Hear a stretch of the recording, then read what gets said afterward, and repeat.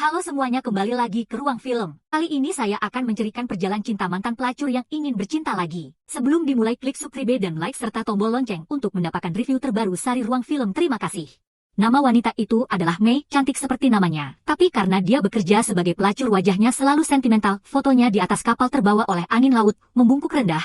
Tetapi seorang pemuda mencengkeram tangannya. Si tampan mengira Mei akan mati. Saat aku melihat Xiao Shuai, hati Ami berada di tempat yang tepat. Ami mengikuti alamat tersebut ke motel pemiliknya. Lily sangat baik dalam menjamu Ami keesokan harinya. Sebuah panggilan telepon beritahu Ami untuk mulai bekerja, dan tempat di mana sepupu saya menjemput Xiao Shuai. Saya tidak percaya ini adalah hotel milik Ami, dan Ami tidak menyangka Xiao Shuai baru saja muncul di depannya. Tampan adalah lulusan perguruan tinggi baru-baru ini. Minum-minum itu kekanak-kanakan. Sepupu, di sisi lain, adalah orang biasa. Bersenang-senanglah. Sepupu melihat raut wajah Ami, suasana hatinya yang baik telah hilang. Dia mengumpat pada Mei. Ami mengumpat kembali lagi, dan saat itulah semuanya menjadi salah. Lily, istri sang bos, mulai turun tangan untuk melindungi Mei. Secara pribadi, dia masih menginginkan Ami untuk mengetahui aturan perdagangan. Semua pria di pulau ini seperti itu. Anda harus tahu cara mengikuti adat istiadat. Meskipun Ami dan Lily baru mengenal satu sama lain selama 1 hari, saya merasakan hal yang sama. Jadi Mei memutuskan untuk mendengarkan Lily dan tinggal bersama Xiao Shuai. Jadi mereka berdua melakukan percakapan yang mendalam. Si tampan menyukai pemandangannya. Saya suka memotret. Saya lebih suka mengatakan sesuatu tentang kecantikan Ami sesekali. Ketika si tampan bertanya tentang Ami di atas kapal, Ami tidak menjelaskan terlalu banyak, namun tampan telah mengambil tanggung jawab untuk mengungkapkan kematian ibunya yang begitu cepat dalam sebuah kecelakaan mobil. Dia ingin Mei menghadapi hidup dan mati dengan tenang. Jangan lakukan hal yang bodoh. Mei menjadi semakin menyukai Xiao Shuai. Dan itu karena keberadaan Xiao Shuai. Mei tidak suka pelanggan lain menyentuhnya sekarang. Itulah mengapa kami semakin sering bertemu dengan pelanggan akhir-akhir ini. Bahkan Lily tidak bisa tidak mengatakan beberapa patah kata tentang Mei, tapi Ami tidak peduli. Dia mulai semakin memperhatikan Xiao Shuai. Dia datang ke pantai untuk mencari Xiao Shuai. Melihat memar di wajahnya, jadi si tampan bertanya mengapa Mei berbohong bahwa dia berkelahi dengan orang lain. Kemudian saya berbaring dan mengambil gambar keindahan tubuh terungkap. Xiao Shuai, anak laki-laki pemalu yang jatuh cinta untuk pertama kalinya. Bagaimana saya bisa menahan cinta Ami? Jadi mereka melakukan apa yang orang dewasa lakukan. Setelah itu, Ami bertanya kepadanya dengan serius, akankah si tampan menikahinya? Wajah si tampan tiba-tiba menjadi bingung. Ami menjadi agresif. Dia mengatakan bahwa jika Xiao Shuai tidak menjawab, dia akan melompat. Si tampan masih belum mengucapkan sepatah kata pun, Mei langsung melompat ke laut saat itu juga.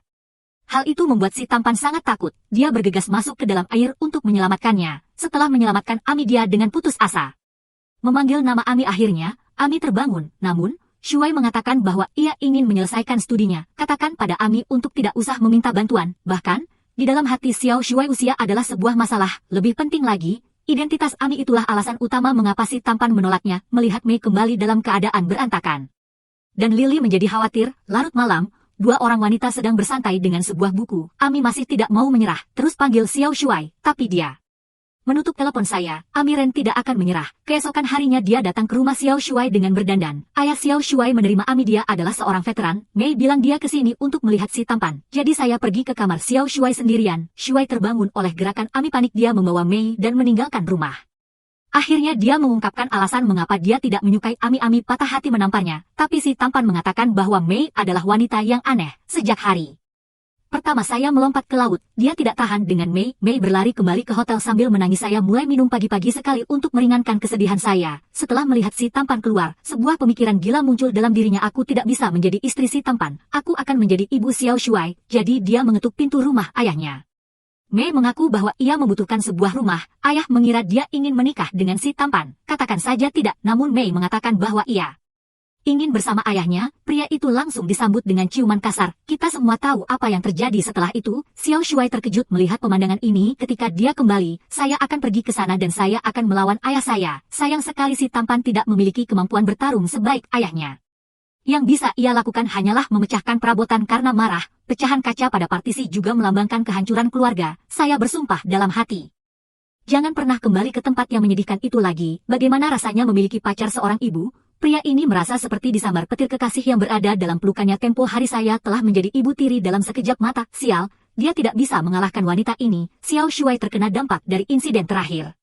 Sudah lama sekali saya tidak pulang ke rumah. Segera menjadi jelas bagi Ami bahwa keinginan ayah yang hampir seperti psikopat untuk mengendalikan, tidak hanya sering mencekik Ami bahkan dia harus mengikutinya saat berbelanja. Ayah harus pergi keluar kota untuk urusan bisnis. Sebelum pergi, Mei memberitahu ayahnya tentang kehamilannya dan hari ini adalah hari peringatan kematian ibu Xiao Shuai. Xiao Shuai pulang ke rumah dan melihat Mei ekspresi ketidakberdayaan dan keterkejutan mengapa Mei belum pergi.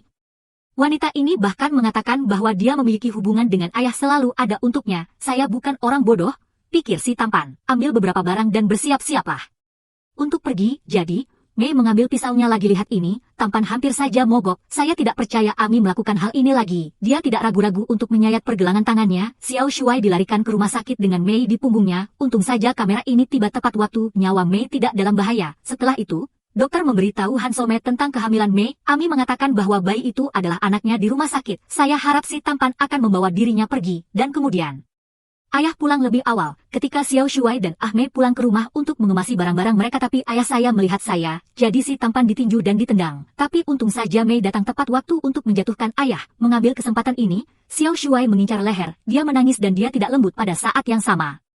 Mei bertanya kepadanya apa yang akan dia lakukan di masa depan. Namun, si tampan menaruh perhatian pada Mei. Penampilan itu hampir sama persis dengan penampilan ayah. Ami merasa takut. Tampan merasa bahwa seluruh hidupnya semuanya hancur oleh wanita ini. Jika saya tidak bertemu dengan wanita gila ini, dia sama sekali tidak melakukan itu. Jadi dia mulai mencekiknya. Ami hanya bisa mengambil batu di dekatnya dan memukulnya dengan keras. Suara percikan Xiao Shuai dibunuh oleh Ami dengan sebuah batu. Wanita yang tidak pernah dicintai. Pada titik ini, saya masih meyakinkan diri saya sendiri bahwa saya tidak melakukan sesuatu yang salah. Film ini memberitahu kita jangan memetik bunga liar di pinggir jalan. Bagaimana jika itu beracun? Tidak peduli wanita seperti apa, jika Anda tidak memiliki keinginan untuk bersamanya, tidak usah repot-repot. Kalau tidak, akan sangat mengerikan.